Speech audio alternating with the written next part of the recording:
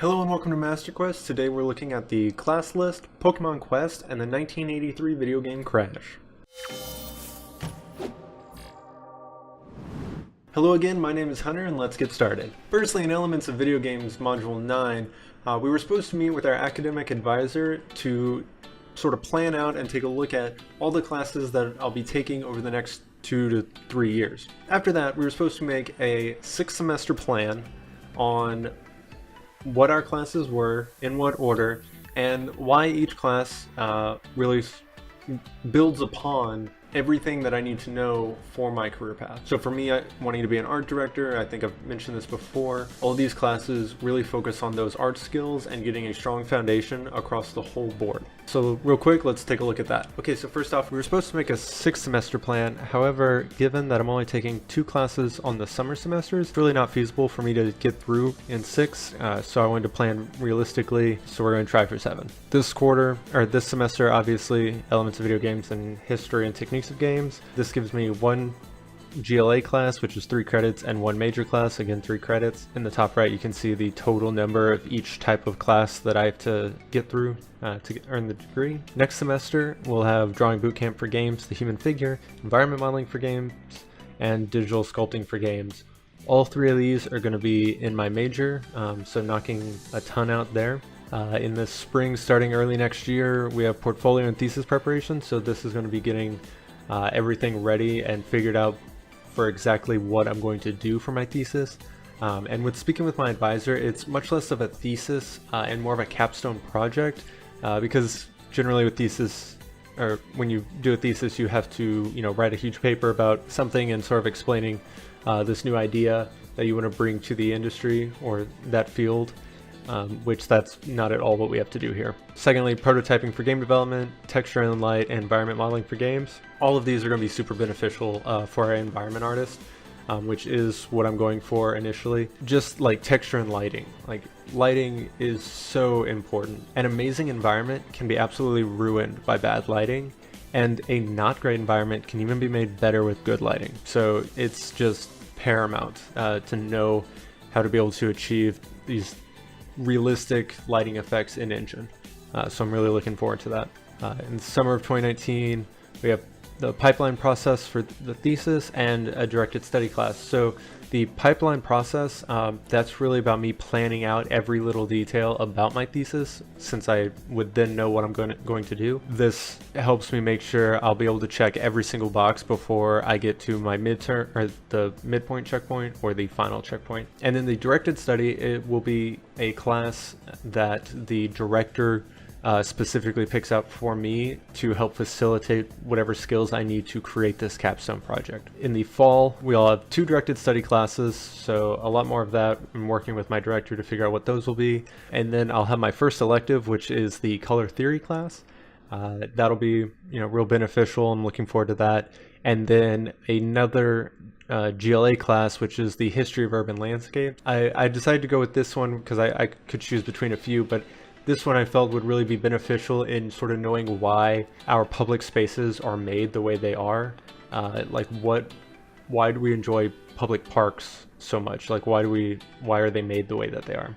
Moving on to spring 2 years from now, again, 2 directed studies. My second elective, Anatomy for Artists. This again is sort of planning for the future, getting away from not just environment art, but all art. And sort of putting me in the right setup to become an art director. And then lastly, we have Global Design Studio, Past, Present, and Future. This is really just to help me learn about different design elements that we've used throughout our history and sort of see where those might go in the future. Then we have the summer 2 years from now, Professional Practices and Portfolio for Game Developers. This one's actually a directed class, but everybody has to take it. So got my final credit for that, and then the final thesis preparation. So we'll be turning everything in by the end of the quarter, and hopefully getting that degree. Okay, moving on from Module 9, in 10 we had to sort of look at how we evaluate games as professionals and hold them to a different standard than just a consumer would. Like, most reviews that you see are always from a consumer standpoint, And as a game developer, we actually have a much different vocabulary and way of speaking about games than just the average consumer. We were then asked to pick a game and analyze it and make a presentation about it from a development standpoint. I chose Pokemon Quest, so let's take a look at that real quick. So Pokemon Quest was released by Game Freak, which is the original creators of Pokemon, and it is entirely different than those original games, which I think is very interesting that they would go so far away from that original formula. It has a completely new art style, totally new gameplay mechanics. Really, aside from the branding, there's really not a lot connecting the two from this and the older versions. I decided to focus on the UI design, the gameplay mechanics, and its overall art direction. Pokemon Quest really excels at UI. Game Freak maintains a very consistent style throughout the entire interface. All load screens are slightly different to help the player know sort of what they're loading into. However, they maintain a similar style across the whole board. Another thing Game Freak does very well is it utilizes a consistent color scheme to help the player navigate the screen and know what buttons do what. For example, all notification icons use the same colors. I did notice the top right icon doesn't have the faint white gradient that the others do. I think this was done to help avoid obscuring some of that smaller detail that icon uses. The core gameplay mechanics are quite different than the traditional style of Pokemon games that Game Freak makes.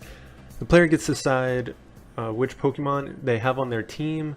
They have a little control over what attacks they have, but in general that's pretty random. Can control how they attack. However, there's also a auto mode which allows the Pokemon to do pretty much everything themselves, which produces a very shallow experience in contrast to the traditional Pokemon games. This though, I mean, it works fairly well with mobile, as most people aren't expecting a very in-depth play experience through that. The core game loop though generally takes about 3 minutes, which is really nice considering the average mobile gameplay session is about 7 to 8 minutes.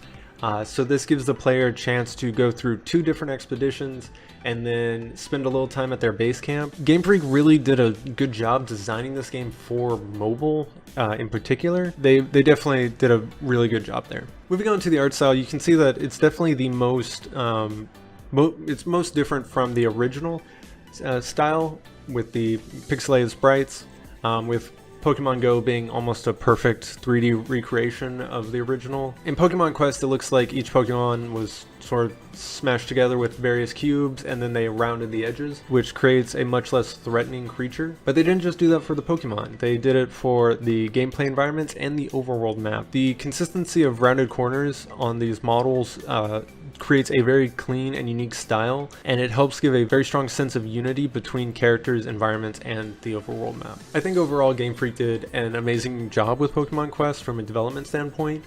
They really knew what their target was, and I think they hit it very well. Moving on from that, we have History and Techniques of Games, Module 9.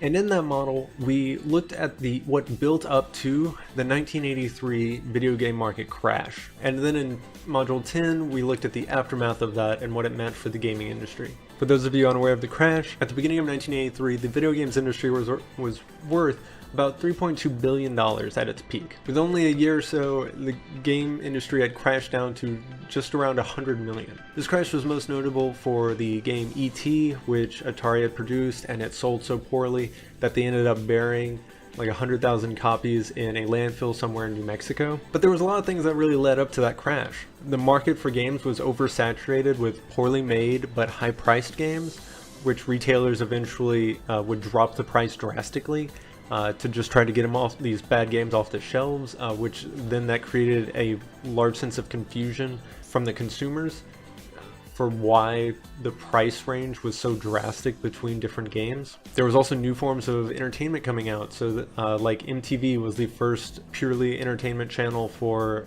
music and the like, so more people were spending time watching that instead of playing games. And then lastly, the home computer market was growing very rapidly at that point in time. Many people were spending their extra time on the computer instead of on a console. After the fall, however, we looked at companies that brought the industry back from the brink. One of the most notable would be Nintendo, as they dominated the market for more than a decade after coming on scene. With that, I'm going to, instead of detailing everything out, I'm going to leave you with two documentaries. One by Zach Pinn, who goes over the video game crash itself, sort of focusing around the whole ET debacle. And then a documentary made by Machinima that details out Nintendo's history. One last thing for this week, I started the 365 drawing challenge, which is basically just draw something every single day of the year. I'm doing this because a lot of the classes have really emphasized the importance of fundamentals, which drawing is something that I'm definitely struggling in.